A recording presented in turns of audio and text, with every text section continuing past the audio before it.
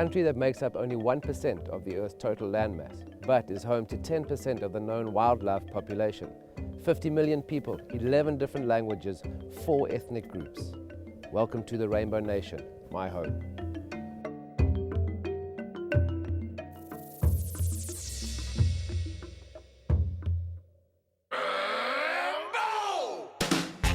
Tony, Joseph, Akshay, Ashish and Sahil. These 4 lucky winners are on an all-paid-for holiday across South Africa. Last week I took them around the Western Cape and we did the craziest adventures. From meeting a cheetah to looking a shark in the eye. We fulfilled our need for speed and quenched our thirst with some of South Africa's finest wines. This week we leave the Western Cape behind and enter the Eastern Cape. I plan to finally take them for a walk on the wild side of South Africa and spend some time in Durban, where I've spent many years of my life. But first things first, keeping up with the spirit of adventure, let's begin on a high. We are the bungee jump point. Fear is temporary, regret is permanent. All set, all set.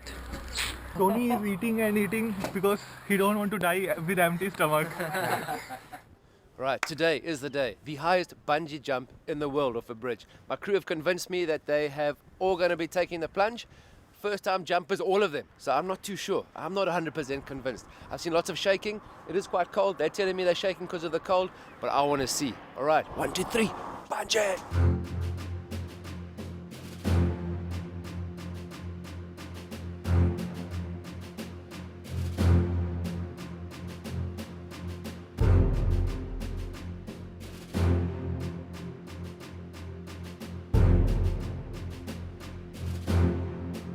It was nice meeting you, buddy. Chalo, chalo. Chalo, chalo. Chalo, chalo. You good job.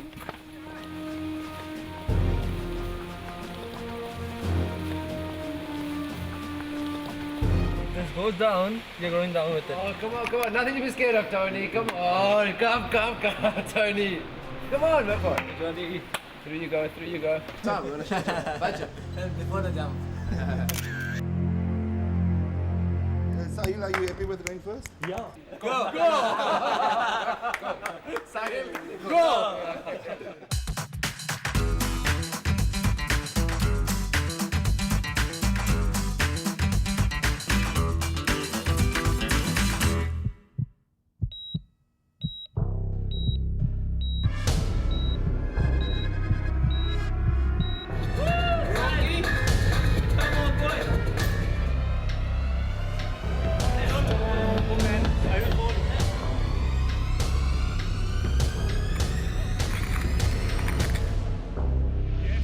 Check my heartbeat. And of course, right on cue, it rains, just to make my experience more exciting. Now I'll have to show them how it's done. 1, 3, 2, 1, Wow, I had forgotten how good this feels. It's been a while since my last bungee.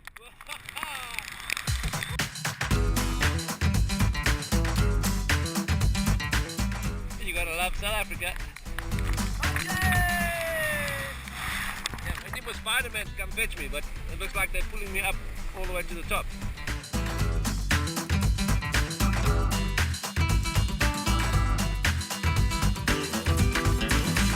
That was really good fun, eventually. I am very, very shaky. Yeah.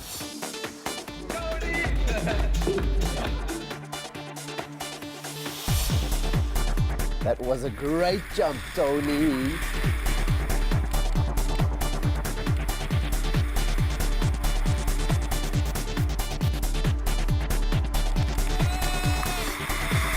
Not bad, actually. For a first-time jumper, not bad at all.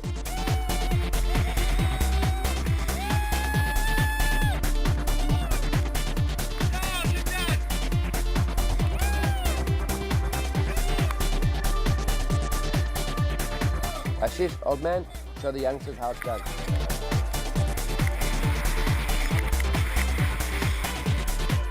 Wow, your kids will sure be proud of their dad.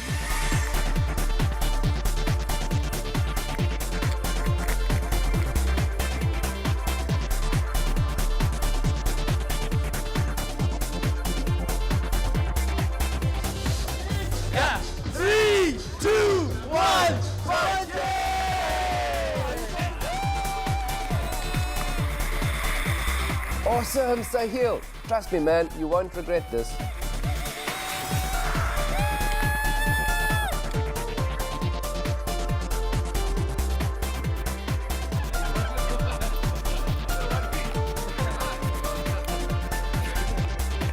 The heart is still beating. It's bouncing out. I can see it. He did it. Good fun. Survived the jump. Guys, this is a day you'll remember for the rest of your lives. 2, 1, play! Man, that was crazy. But we almost don't have time to even let it sink in because we've got such a jam-packed itinerary. We've got to keep moving, keep moving, keep moving.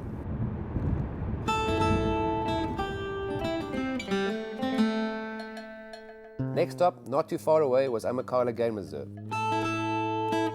We're staying at the Bush Lodge where the very hospitable Tracy and Rod Weeks are going to be hosting us for the next few days.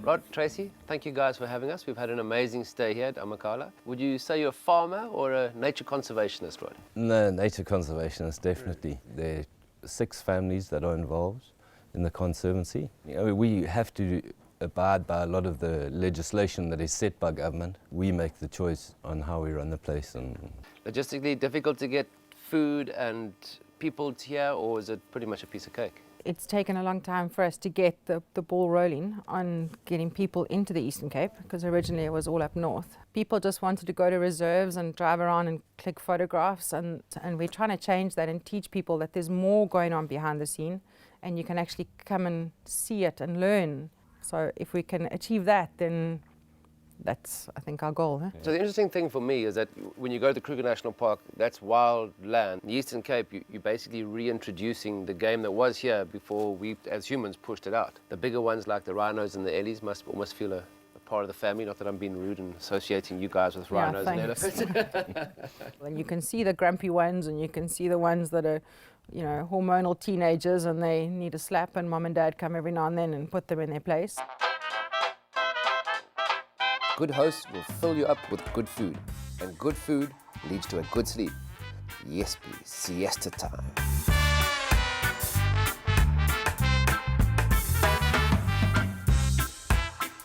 This is Tony's favorite part of the room, but then the room has much more to offer than this. It's very well made. It has a lot of natural material. It has a wonderful open tub, but ideally not for 2 guys staying together. Stop this nonsense. I'll do the best part of this place. Come, come, come. Come. Wait, wait, wait. Now I can come in. Come. This is the best part.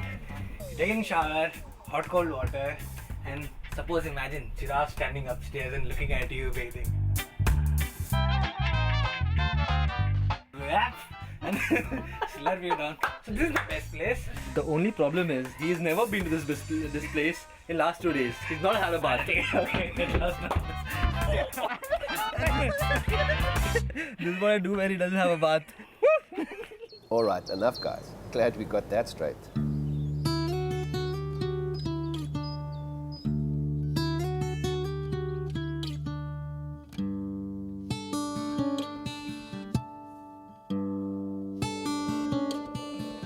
As the sun goes away from God's window, as they call the spot at Amakhala, it's time for a sundowner in the bush.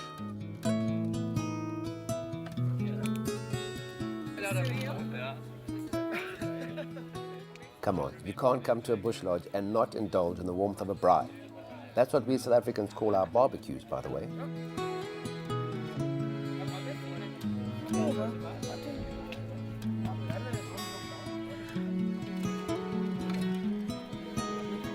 Laughter, chatter, new friends, good food and drinks. Isn't that how days are supposed to end on a great holiday? I think I'm doing okay as their travel guide.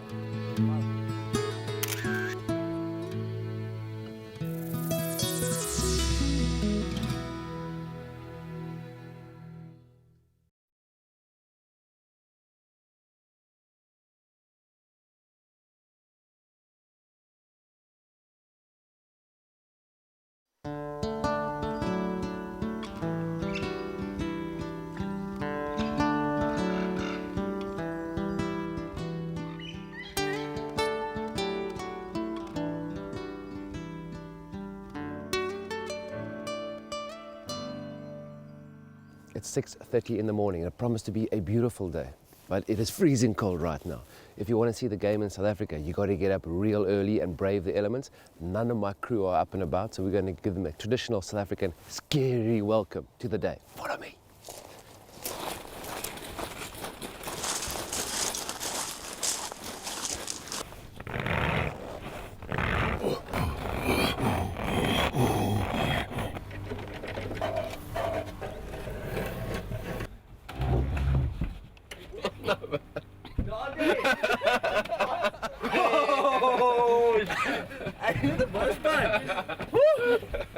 Morning. Look at that. Hello, Tony. Morning. How are you? Oh, come on.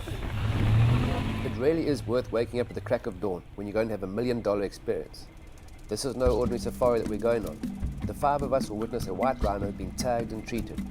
This entire operation is led by Chipambera Rhino Foundation, which is an organization dedicated to the conservation of Africa's rhino population.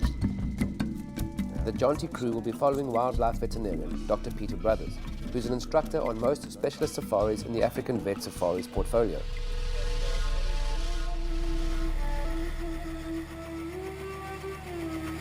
Here we go. This once highly endangered species, whose total population in the early 1950s had dropped to less than 500, has now clawed its way back thanks to a small yet dedicated team of conservationists.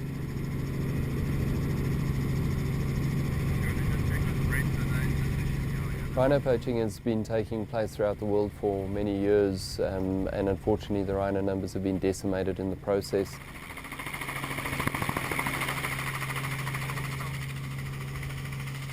And rhino horn is associated with what is believed to have medicinal properties. Proper medical validated trials have shown there's absolutely no medical use at all or function in rhino horn.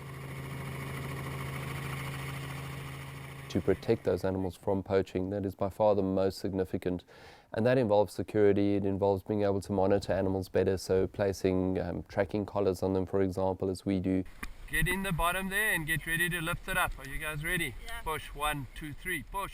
All right, a tourist to South Africa would probably come to a game reserve, get their camera out, see the rhino, take a picture, then ask the game ranger to move on to the next of the big 5. Can you find us a lion? Can you find us an elephant? Where's the buffalo? And what we've experienced with these travelers, with the crew today, is something really, really unique. And I think it's so important to keep emphasizing the difference between a tourist and a traveler. As a traveler, you get involved in the culture of the country that you're exploring. So a really special day for the Jonty gang, getting up so close to the rhino and seeing this operation that worked like clockwork.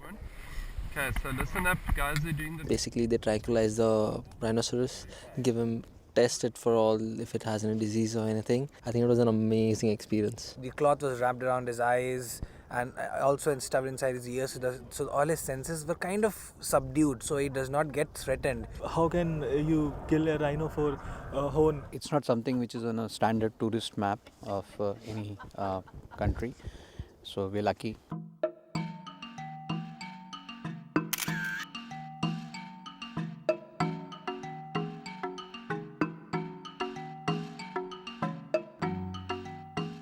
There's just one more person I want to talk to before we close the rhino chapter for this trip. Brent Cook, an old school friend of mine. I mean, we are looking a little bit ragged around the edges here, lots of smile lines. Brent is the founder of the Chipambera Foundation, which has been very involved with the anti-poaching of rhino in South Africa. You know, is it just something that the Jonty Rhodes travel crew can join, or is it available to other people as well when they come to South Africa? We do get individuals that are concerned about the poaching, so they do inquire about that and fund a procedure when we need it done. Have you seen it made a difference, having people actually participate in things like that? A lot of people haven't been that close to an animal that's from the dinosaur era. When they leave, they're going to be talking to people about this incredible experience. The tracking of the rhino, has it been effective so far? Those tracking devices really help the anti-poaching guys to be in the right area at the right time. And so we had better be in the right place at the right time to see the rest of the big 5. 2 down, 3 to go!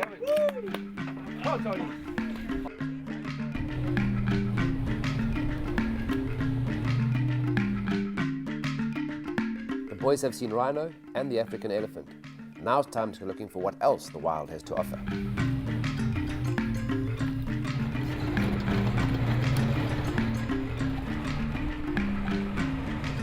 world's largest antelope, the eland. This one's a boy. You can tell because of his horn, of course.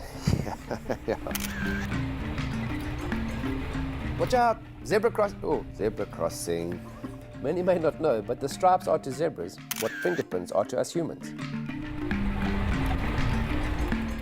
The tallest animal, towering 20 feet above the ground. Do you know the giraffe can clean its own ears with its tongue? Just some crazy trivia for you. And no, Tony is not looking for you in the shower. We're on a roll here. Number 3 of the big 5. That's the Cape buffalo. And that big guy could weigh up to 700 kilos. But where are the cats?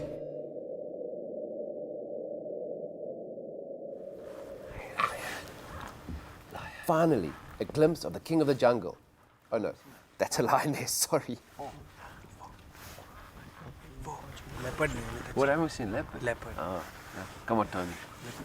In your eyes, man. In the night. In the night. In the night.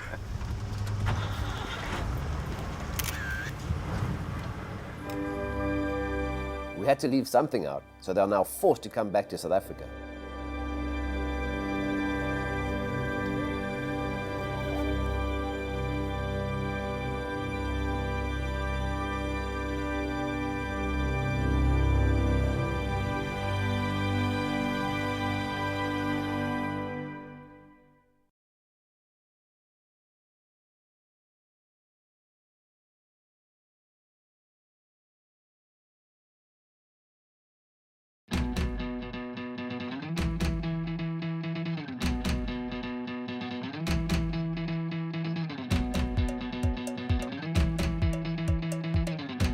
10 days into the trip and the guys haven't said anything, but I'm sure they're missing home.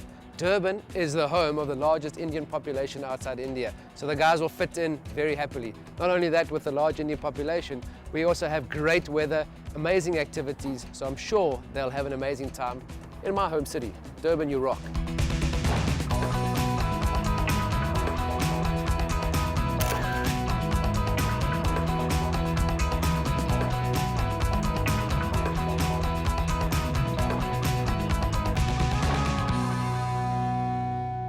Splendid day so far. We started the day with going to Ushaka Marine World,